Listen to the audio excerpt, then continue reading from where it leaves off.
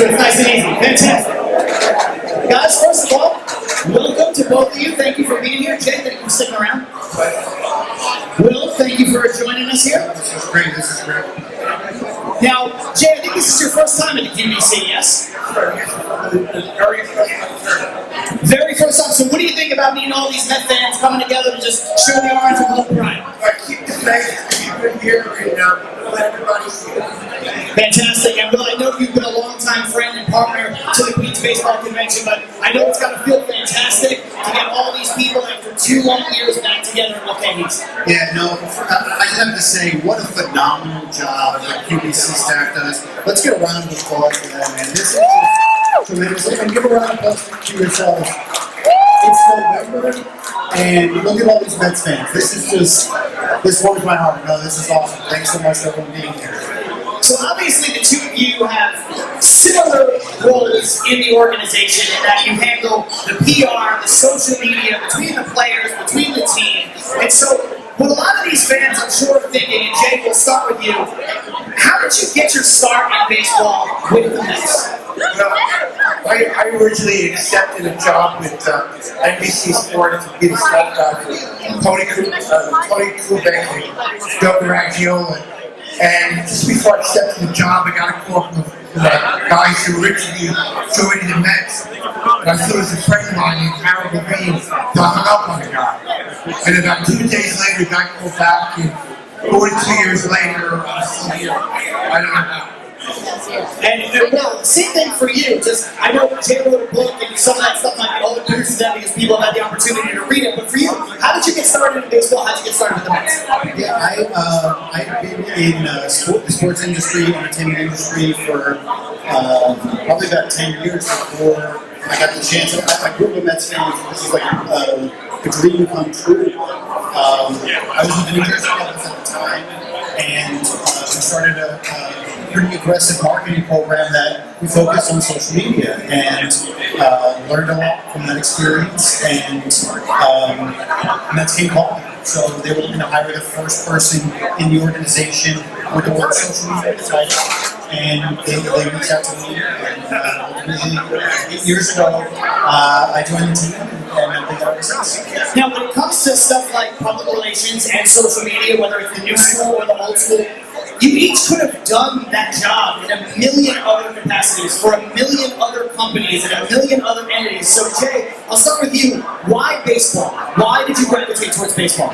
Well, I was always a big sports fan, football, basketball, and I guess baseball. And I just got the opportunity, my father was a diehard Giant fan. He loved Louis Mays. I had the opportunity to really couple times to listen to the Mets. And I just, that was really the opportunity came forward. And, baseball's, it's, I always laugh to my NFL friend.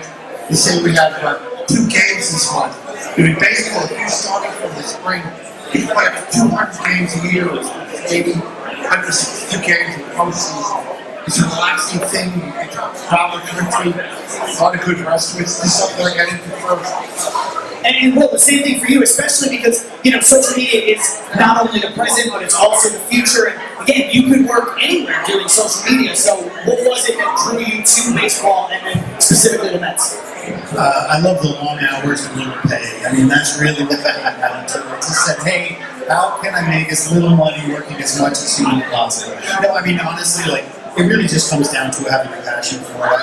Obviously, there's not less with the physical talents to be out there, but you just love baseball. I grew up as a fan and experiencing with my family, and now being able to pass it on to my family. So, ultimately, I love it so much, and I know that there definitely is other opportunities out there, but as a lifelong Mets fan, to be able to do what I do for the team that I love is truly an honor. Now, Jay, for you, you transitioned now to the alumni relations. Is it weird for you to work with players that at one point were active players maybe 20, 30 years ago, and now you see them as they're retired and they're a part of the alumni group? Is that a strange experience for you? Well, the thing is, I've been there, I'm old enough that most of these players I worked with when I started in 1980, it's kind of like a reunion, working with guys like Doc Gooden and You know, I trained Paul, Luke Wilson, me, Zilly. It's like a reunion. When I transitioned out from PR college in 2018, their football came and said, listen, I haven't really done a lot with our alumni. We were approaching the 50th anniversary of 69. This is a bunch of grandchildren flying to reconnect with people. We haven't done it. I'll make one example. Juju Coleman was the open marriage for the first player we picked in the 1962 draft. And I called him the first month of the job. He said I was the first member of the Mets organization that spoke to in 50 years. That's what we're trying to do, to bring guys back to the family, see what they're doing, and letting these guys know that we care. And now, for you, well, social media, like I said, is not going anywhere. Its reach is going to continue to expand in ways that we probably don't even know yet, right? Whether it's Twitter, Instagram, whatever it might be. So, as somebody who works so closely in it, where would you like to see it go next for baseball specifically? I mean, I think we all want to see Jay on TikTok, right? Jay Horowitz. I would like to see that for sure. I want to see Jay Horowitz on TikTok. Yeah, I mean, I think the hunger from the fans, like, you guys want more. You want to see more. You want more access. So, you know, I think, you know, really, the hope is to be able to provide you with more access and insight on the team. You know, we should have the best access because we are the Mets. So, you know, again, like, we want you to look at us as kind of the number one source or the place where you can look at all of it. We have so many platforms that we're updating on a regular basis. You know, not just your Facebook, Twitter, Instagram. You know, we do have a TikTok, we do have YouTube. So, we want to make sure that we make it as immersive as humanly possible for fans. And just as a follow-up on that, do you feel like there's one social media platform that exists right now that lends itself the most to what you want to see from a baseball perspective? Is it TikTok? Is it Instagram? Like, which one do you feel like, whether it's from a team perspective or just even the individual players aspect? Yeah, I think TikTok is, Instagram has kind of done a really good job of providing you with the beautiful photos, but then you have, you know, IGTV, which is a long form. My son's you have the long video component as well as the stories, which again, you know, kind of giving you the down and dirty and the ability to get some, you know,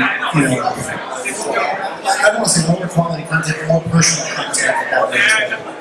And now, Jake, for you, obviously, you know, you were there in 1986, and if Twitter and Instagram existed, do you think you would have been able to handle that team and those guys if they were able to post whatever they wanted to social media? How would you have dealt with that? Oh, they would have been dead. Those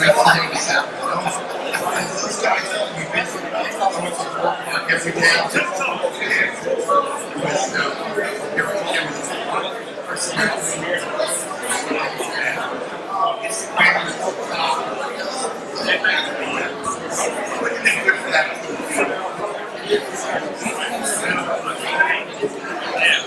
That's fair. Yeah, I don't know. I wish I know Ron Garnett is still here, but I would love to get his take on that just to see what he thinks some of his fellow players are doing. Maybe him himself, you know, would have been posted on Instagram or Twitter back then.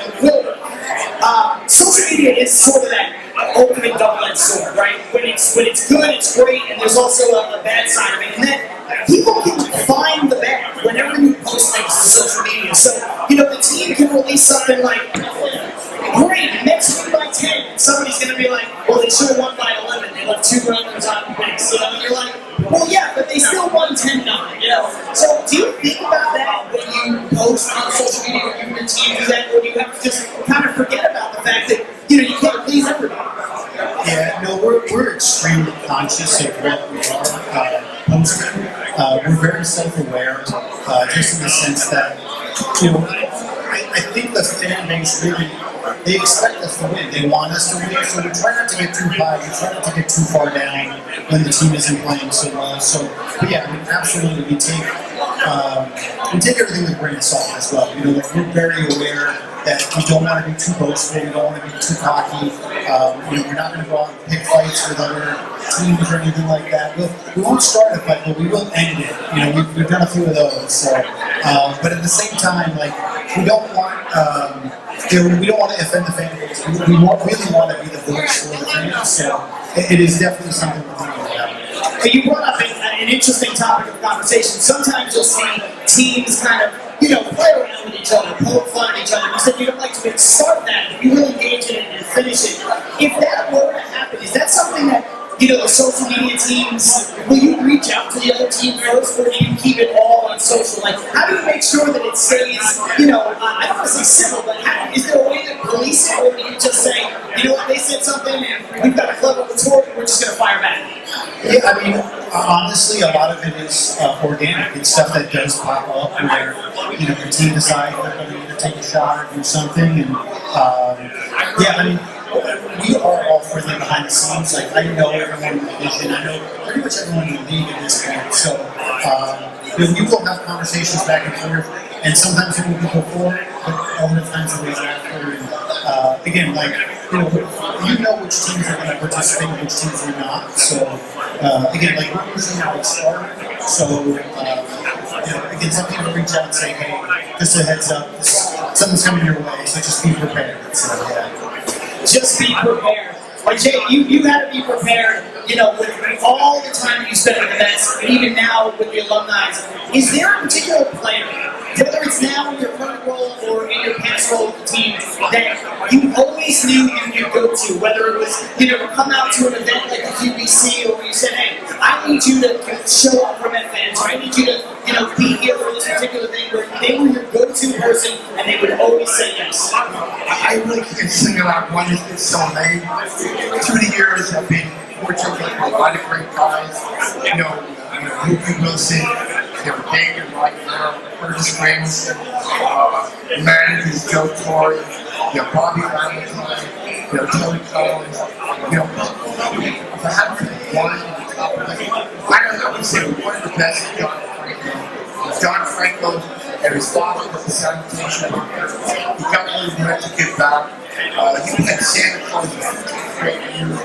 And no matter what time of day before John, David White, they're always there. One of the things I'm really proud of is my years to be archives. They really had a sense of dedication to the community. And we knew it was more than just playing basketball. The archives, we felt for a second what we did for 9/11 was really, it was like to get a ring in 1986.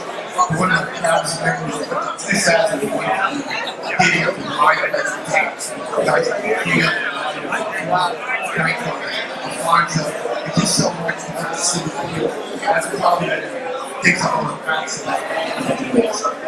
And there's a couple of people that you mentioned there, and it just seems like they were the kind of players that just get it right away. They don't need to be coached up. Obviously John Franco being a New York guy, being a kid from Brooklyn, and David Wright, nobody understood the pulse of Met fans more than David Wright. Was that always sort of a sign of relief for you, where you could say, David is not only a great player on the field, but he's a great sports person, and it just makes your life easier where you're like, I can just send David in and I can just get a hands-off approach. A lot of times I'm like a worry word that I have to double check, I have to get the basis. Like David said to me, you don't have to check me, I'll be there. He's never late, never below video, there's so many guys still want to get one out. With Mookie and the guys that do tremendous work there, just playing with Jamaican and they're appearing in meetings really great. And now, well, for you, I know you deal with the team's social media, but obviously, some players tend to be more active on social media than others. Marcus Stroman, Noah Syndergaard come to mind, whereas then you have somebody like Jacob DeGrom, who's basically completely off-grid. So, do players ever come to you and your team for social media advice if they're trying to grow their personal brand? Absolutely, yeah, we work with them on a regular basis. Obviously, we need them because we want to get access to them for the fans. But a lot of them will come to us with questions, or even just simple as, hey, can you get some photos? Can you send me some photos? Can you make sure you get some video of me? And we'll pass that stuff along. So everything from, can you send me photos and video, to can you help me write captions, or how can I get more followers? We look at ourselves as an asset for them. Like, we want to make sure that we're able to provide them with the best knowledge and insight. I wouldn't say the first 3 or 4 years I was with the organization, the number one question I was asked was, can you get me verified? So I'm responsible for a lot of blue check marks in this organization. So Well, that is the ultimate question. I was going to save it till the end, but can you get me verified? I can work my magic, see what I can do. Yeah. In all seriousness, in your time with the organization, who is the best that you've seen, the best player, the most adept at social media, and who's been kind of the worst? Maybe not somebody who didn't touch social media, but somebody who you're just like, man, this guy's all over the place. That's an interesting question. Yeah, I think, I think Noah does a very good job with his accounts. I think, Marcus is very active. As far as that, I think guys who just are so don't do anything. There's an opportunity there, and I think guys who just don't utilize it at all. I think as long as you're there, I guess Conforto, I would give him he's got it, he doesn't utilize it, but again, at the same time too, a lot of these guys, we do have conversations with them throughout the year, and they'll say things like, listen, I just really want to focus on baseball. I don't want the distraction of the comments and stuff like that, so, and I can completely respect that that's what they're doing to do. And we've seen that too, because there is an entire section of Met fans and an entire section of quote-unquote Mets Twitter, right, that looks at guys who underperform on the field and they say, well, it's because they're too active on social media or because they're just too concerned with other things that's not baseball. So I guess they do have to sort of juggle that, right? And that's kind of the ultimate responsibility of a player, not just from your standpoint, but also, Jay, from yours is from a PR standpoint. If you see somebody like Matt Harvey, in Matt Harvey's heyday, he could do no wrong. It didn't matter what he was doing off the field. But as soon as his ability slipped or his performance slipped, then it becomes a problem. So do you guys, and I'll pose it to you first, Jay, would you ever tell those players, hey, maybe you need to walk back the social media presence or the outgoingness a little bit and focus on the field because it is hurting you? I speak to certain players, and it's hard if you're politically opposed to be good in the bad side. So I would try to get the players positive to back it up. And really, in the next couple of years, social media really got the foot right for us. There weren't that many when they started making it. It's just I would say he's a become a guy just to back you up a little bit. You can either take the advice or not take the advice. And just the same question for you. Obviously, you're actively in social media, the ultimate gateway between the fans and the players. Do you ever have to tell them, like, not what to do, but hey, they're in a spot where maybe you're walking up the wrong tree, or you're kind of being a little too adversarial with the fan base. And the fan base, no matter what, undefeated every time. So you're fighting a fight that you can't win. Yeah, no, we have down in spring training, we meet with all of our major leaguers and all of our minor leaguers to go through just basic do's and don'ts, kind of social media training for them. And we will reiterate that throughout the year. And then obviously, if things go poorly during the year, we'll have those conversations of saying, hey, listen, you may not want to, you may not want to engage in those conversations, or just kind of take the higher ground. Like I said, the fans net is still undefeated, so you're going to look petty. You're not going to put yourself in the best light. So the best thing for you is just to avoid it and move on. When you have a situation, you mentioned Noah Syndergaard before, who I think is fantastic on Twitter. He's funny, he's engaging. Will the beef with Noah Syndergaard and Mr. Met ever end? Will the Twitter beef ever end? I know Mr. Met is here, he can speak for it, but Noah's not here, so he can't speak for it, so I got to put you on the spot. Yeah, I think there's a fun rivalry there that has died down, but like any good rivalry, it's always there and can flare up at any time. So. One of the most common questions I've been getting asked since I've been here on the commute so far, people ask me, Mr. Met and Mrs. Met both have Twitter accounts. How do they tweet? Because they've got enormous hands. Is it a special device? Do you have somebody dictate to them? How does that work? I'll let everyone behind the secret. I don't want to reveal if you're okay. No, it's completely okay. There is a special phone that they have that allows their glove to tweet. So, the questions that they're completely capable of doing it themselves. No help by anyone on the social media team at all. So you heard it right there. director of social media at Mets fans, okay? Every tweet that comes out from Mr. and Mrs. Met is strictly from them, straight from the horse's mouth. I have nothing to do with it at all. Jay, I gotta take it a little bit away from your area of expertise just for a moment because, again, you've been in the organization for such a long time, which means you got to see the rookie careers of Doc and Darryl and Wright and Reyes, all the way down to Harvey and DeBron. And I know that you're not a scout, I know that you're not a player personnel guy in the front office, but was there one of those guys, or maybe somebody else, that you saw and you were just like, damn, that guy's going to be good at baseball?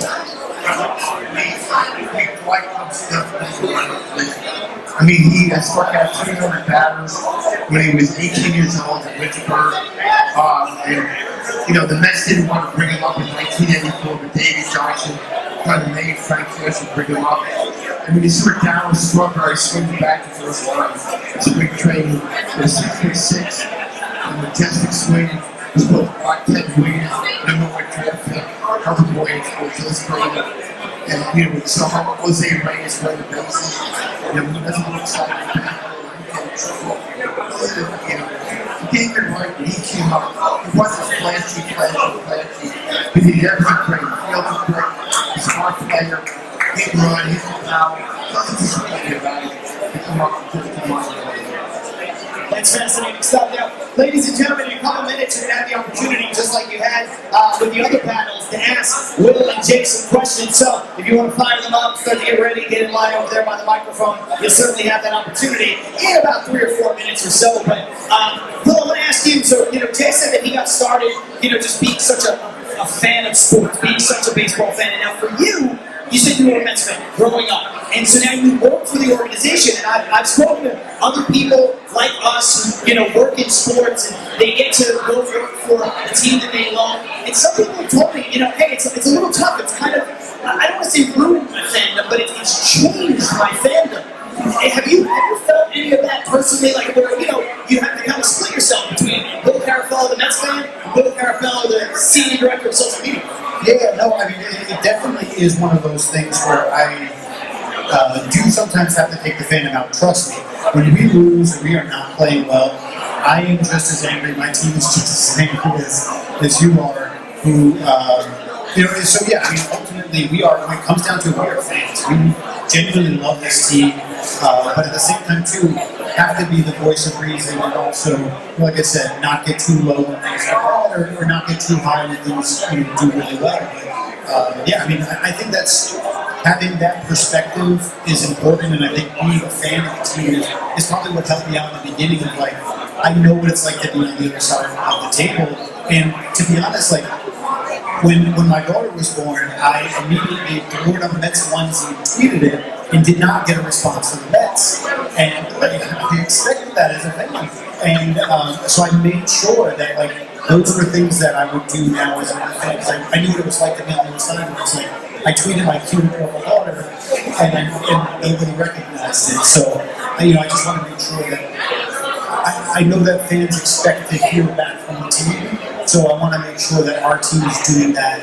We're responding and engaging with fans because I've been on the other side of it. So. That's actually a perfect way to describe it, something that I didn't even think about that duality of both working for the Mets in your capacity and being a fan, where you can sit there and you go, well, you know what, I've been on the other side of the table, and it's not that it breaks your heart, it's not a huge thing, it's Twitter, right? But you're like, you know, I put myself out there, and I wanted that response. So, you know, I think a lot of Met fans here who are active on social media, and I'm sure a lot of you are, you know, it's kind of great to hear that obviously you can't respond to everybody, but, you know, you take that initiative and say that, you know, we want to respond to as many people as we possibly can. Speaking of, we're just about ready for it with a Q&A from the audience, so if you guys want to start lining up, if you don't, that's fine too, but the opportunity is going to be here for you. If not, I'm going to keep hanging out with these two guys, answering some great questions. So at this point, if you head on over to the microphone, I'll do my best to acknowledge you. But Jay, I want to ask you,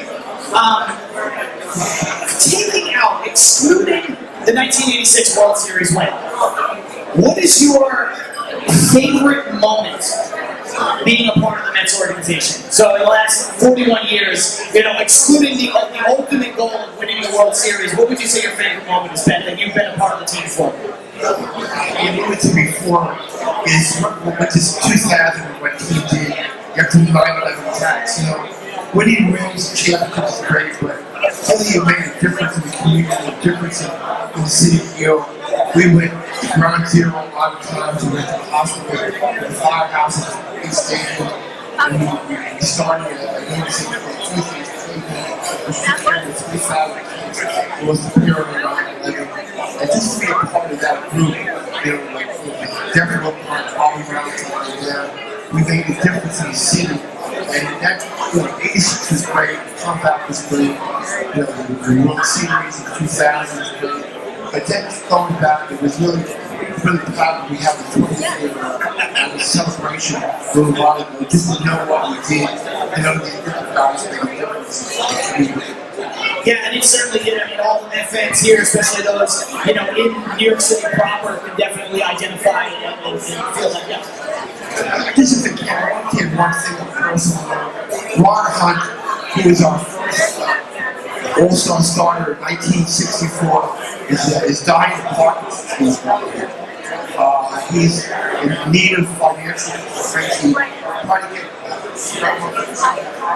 along his life. The Hunt family has started a funding game. Many of you Met fans out there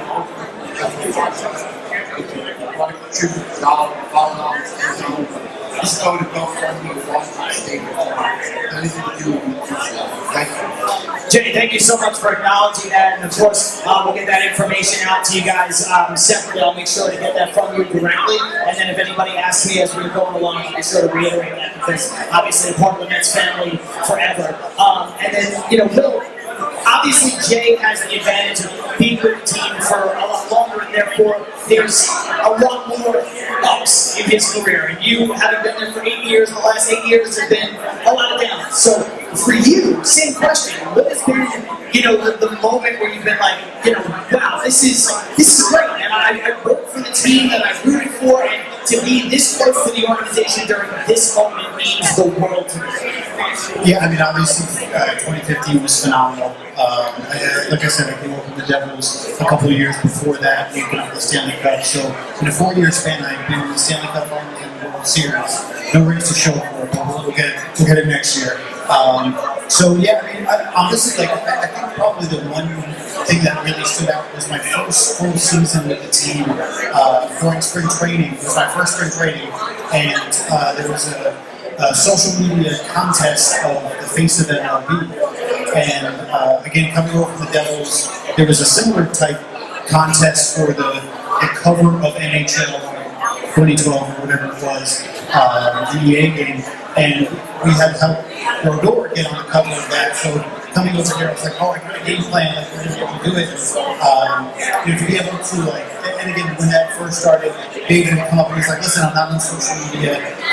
You know, we're not gonna win this. And the whole, like everybody got behind it. We had a really good plan, and he ended up winning. So it was just kind of a fun, like, you know, here's somebody who I grew up rooting for, and who doubted us in the beginning, but you know, ultimately he won and he became the face of Major League Baseball. It was a kind of cool thing to be a part of. During my first season, kind of like, hey, listen, I'm the right person to be here.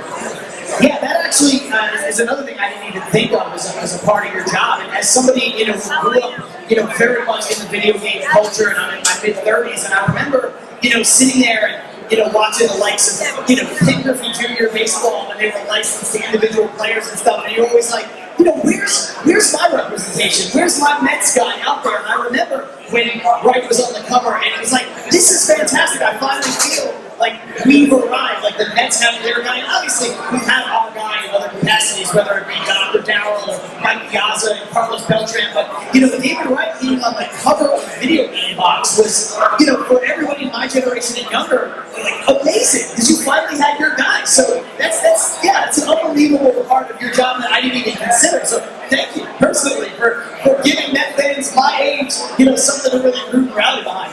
I want to ask you guys sort of where your careers overlap, right? Like right now, in today's day and age, the line between social media and traditional public relations is very blurred. because of everything we've been talking about up here, people can handle their own marketing to a degree. So, do you guys ever go to each other for, advice or to see what the other person may be, dealing with? And Jay, I'll start with you. I know you've moved on to the alumni relations portion of it, but how often do you guys work together and collaborate? A lot, to be really honest with you. And this just recently really came to me running against some of our alumni to do Thanksgiving messages. So we got Mookie and Glenn Rush, other guys do some team and Will went out to Arizona to the Arizona Fall League. We have a couple of alumni and Duffy Dyer.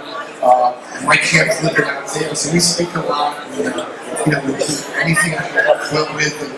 Right now, as we come next year's going to be an important year. I think we're working for a lot more. Next year's the 60th anniversary of the Mets. And we're going to be doing a lot of alumni stuff and alumni come in. We get stuff, we'll exchange numbers and trying to hook up with guys that we know. So we really have a close relationship, and I think next year we'll keep working together a lot. Yeah, Jay and I talk almost every day. To be honest, there is no one that has more connections than this guy right here. Let me just share a funny Jay Horowitz story. So we were out in San Francisco, and we were with the team, and Jay had helped us set up an alumni interview.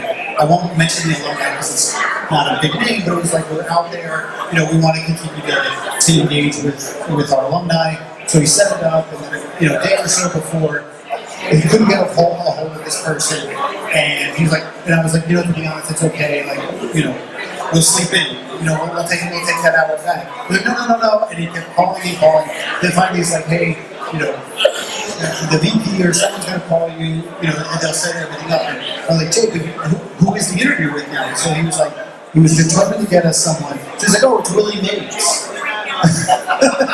So I literally went from, an alumni who did not have the same career that Willie Mays had, but even it was a really, obviously as a fan, it was like an unbelievable scenario in which we got a chance to interview Willie Mays. But even Willie had said, he goes, if it wasn't for Jay, there's no way we would do this. His Rolodex, I couldn't even imagine using his cell phone. But I mean, it's just to go from that to literally one of the greatest living players in baseball history. And again, we were promised by the Giants, they said we could have 10 minutes with him. Willie sat down for 45 minutes and just loved it. He is super passionate about his time with the Mets. Just absolutely gushed over you, Jay. But yeah, I mean, the fact that you can just pick up your phone, make a few calls, and within 24 hours, he's got Willie Mays. That's absolutely incredible. I guess my question is, Jay, can you help me get people on my podcast?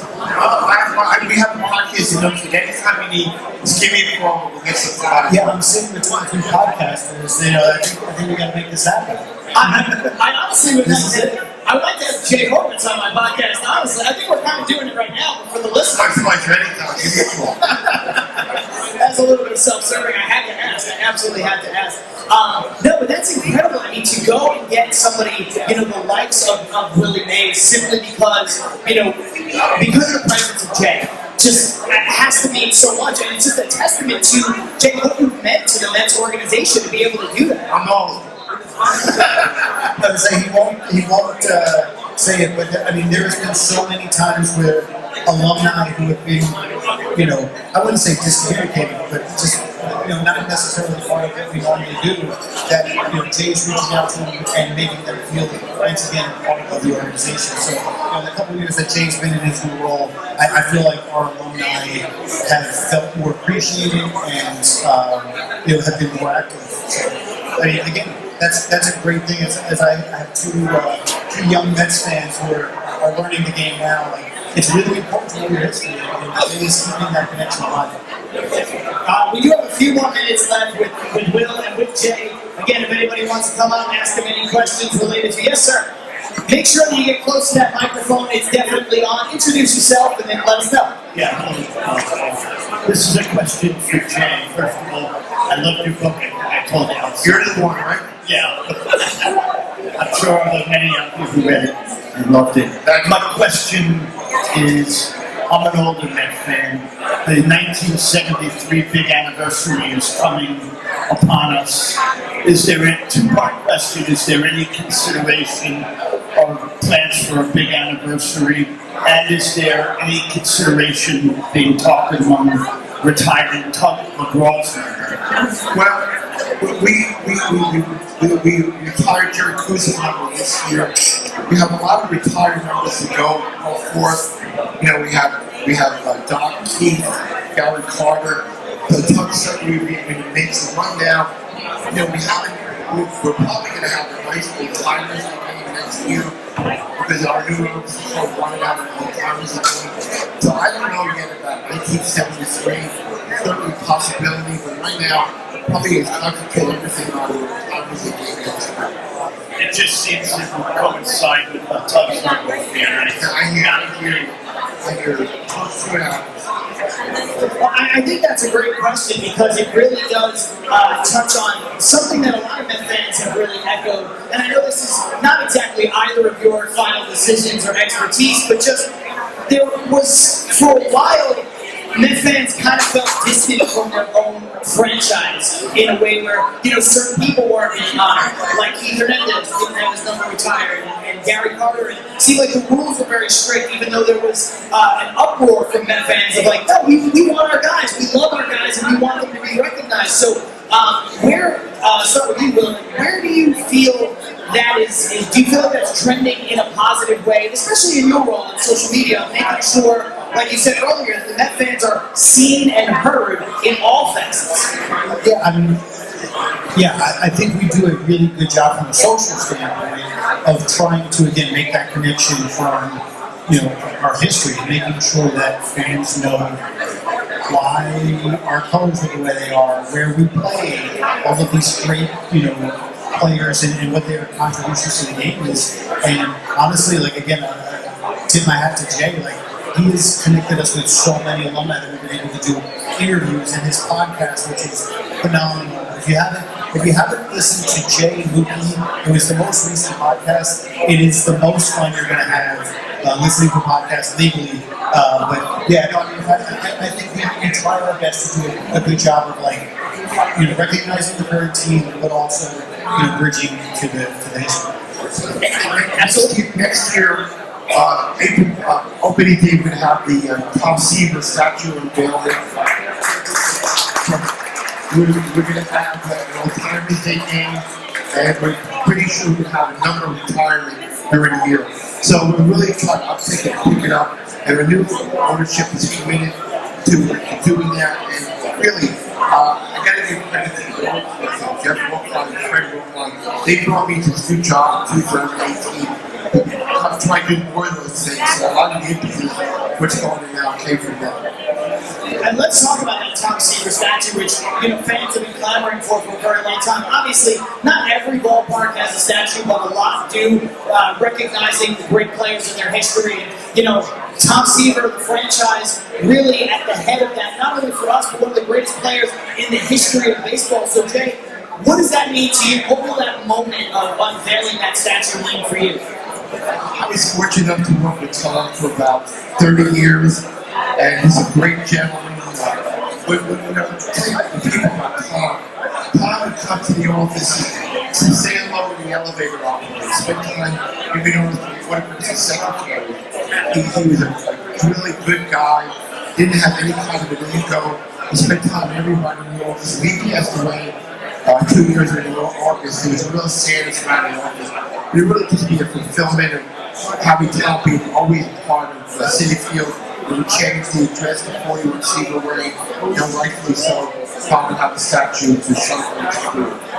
And now for you, Will, it's got to be a great honor to be the point person for the social media team that gets to cover that for Met fans who can't be there on opening day, for Met fans that live in other parts of the country and other parts of the world. So the excitement for you and your team to be able to cover that for Met fans who aren't going to be able to be in Queens on that day, what is that like? Yeah, if I don't get fired between now and then, I'm really excited to do that. No, I mean, I think Obviously, we will be streaming that, so if you can't make it there opening day, head to YouTube, head to Facebook, you'll be able to watch it live there. But yeah, I mean, it's a huge moment in our history. The greatest player to ever put on the Mets jersey, and the first statue in Citi Field history. I mean, yeah, it's super exciting. We've already been meeting.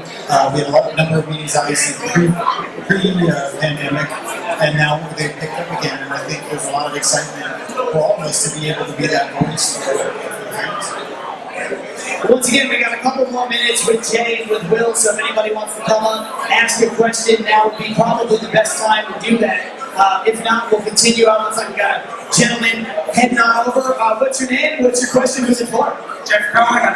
Jay, the whole time to say, yeah. So, we're committed to do that. It's got to figure out a day in. I'm hoping to be, like not just go to the lines to play a couple of innings, to bring back everybody to have, good pitching to be honest, score, that's what we're shooting. We're having a really bona fide old timers. That's a great question. If anybody else has one for Jay or for Will, speak now, forever hold your peace kind of deal. Looks like somebody might be approaching the microphone. No, he's heading in the opposite direction. Who's headed to the back? It's always hard to tell, people kind of snake their way through the tables. You're like, is he going to make a right or a left? I'm not sure. Well, I want to ask you a question that's maybe a little difficult to answer, but just to be fair for the Met fans, because it doesn't have anything to do with you, it doesn't have anything to do with the social media department. When something happens out on the field, or something that happens for the team that maybe is frustrating to the fan base, when do you guys decide whether or not you want to step in? Especially because Twitter and social media is the place where it's going to get reported by other outlets, right? So I'm thinking just for this past season, when we talk about the Raccoon incident or the thumbs down incident, two things that I didn't think personally were a big deal at all, but there are a lot of people in sports media in this town who felt that they were. So when do you step in, and when do you say, you know what, this is something else that we don't deal with, that's not our area as a social media team? Yeah, we make those decisions, again, case by case. Certain things, if we think it's it's fun, it puts us in a good light, we'll go for it. If it's something where it's like, listen, this isn't something we should touch, there's a message out there, we'll just sit on the sidelines for this one and let it be. Ultimately, it's probably my neck on the line, making those decisions and whether it works or doesn't work. So, again, I think I have a pretty good gauge of what the balance between what the fans want and what the organization expects. It's almost to say, not that you would want to spin it, but if you can, make light of it, or find the positive in it, then you want to run it down. Whereas if it's being exhausted by a million other outlets, it's something that you don't even need to comment on.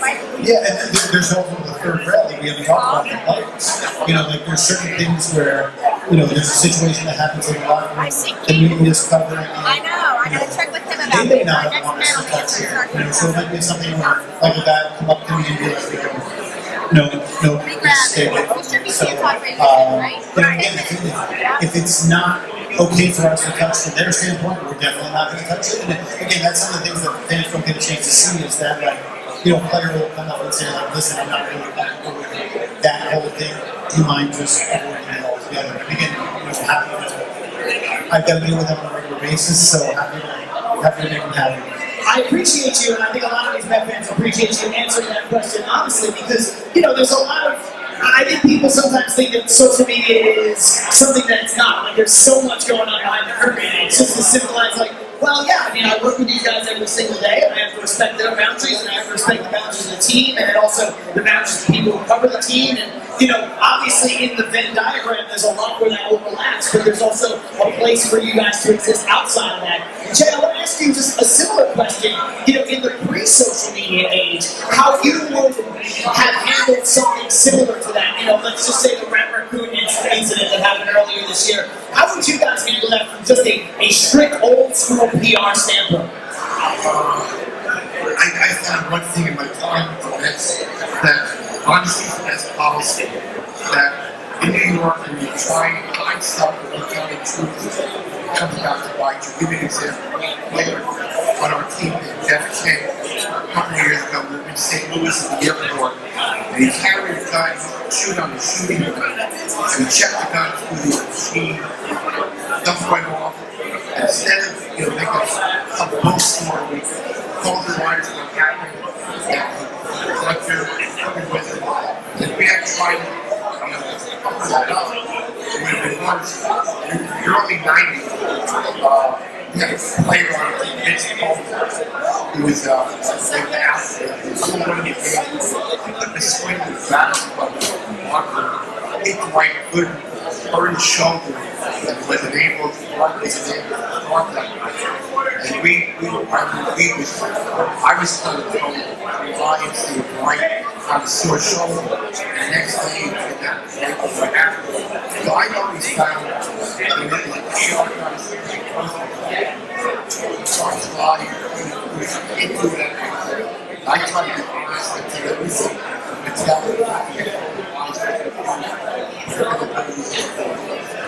And I think, Will, that's one of those things that, the more things change, the more they remain the same, because, there's an old adage that we're all familiar with, right? Every walk of life, honesty is the best policy, but that rings true even, and I think sometimes especially, in a social media context. So there is something that, you can learn from Jay and people like Jay, and you certainly have, and that stuff has never changed, no matter how media or social media has evolved. Yeah, no question about it. I mean, honesty always is the best policy. The more you lie, the more you get deeper and deeper into it and entangled in it. So, yeah, I think that's one of the benefits of social media is we are able to address it quickly. We are able to, get the information out there, whether it's directly from the players or, via our accounts. So, yeah, I mean, I think it's sped up the process a little bit, maybe buried a couple stories that could have been minor situations, but having the real-time social media, being able to address it right away. And now, for all the Met fans hanging out and paying close attention, just a couple more minutes left with each one of these guys. So, like I mentioned a few times, if you've got a question, now is the perfect time. And really, as I look at the clock, now is the only time to come on up and pose it. And if you guys don't have a question, I just want to throw it to each of you. Jay first, just with an open forum like this, the Queens Baseball Convention, it truly is so many things. It's an unofficial Mets fan fest. It's a gathering of like-minded people all rowdy around the orange and blue. Do you have a message for the Mets fans that are here today that have been supporting the team that you've been a part of for over 40 years? Yeah, I mean, there's been some criticism in the paper now that we don't have a general manager. But this is back in 1996, where Joe Torre was hired as the Yankee manager. That night of the news was Clueless Joe takes control of the Yankees. So if you fast forward to 5 World Series championship, Joe did okay. One of the messages to the Met field is whoever we hire as a general manager, give the guy a chance. Don't prejudge him. Don't believe what you read all the time. It's a great people to make a decision. And I think if we go back to Joe Torre, Joe Torre got fired in 2 different places. He went up to a pretty well for his career in the Hall of Fame. So let's just give him whoever we hire as general manager. Give him a chance. And the championship is one of the field. I think next year is going to be a good year for the Mets. Absolutely, I think that is well deserved with a round of applause.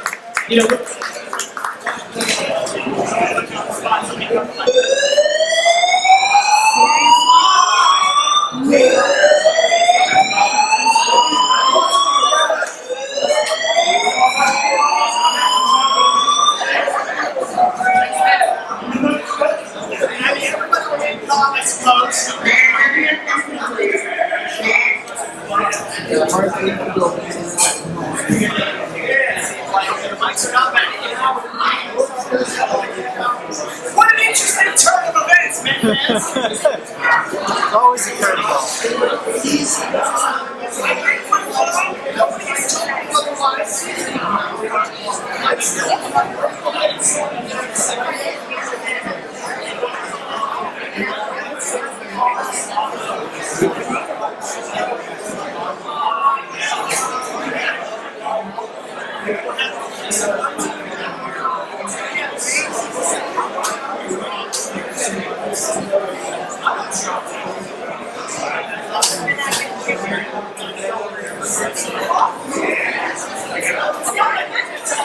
I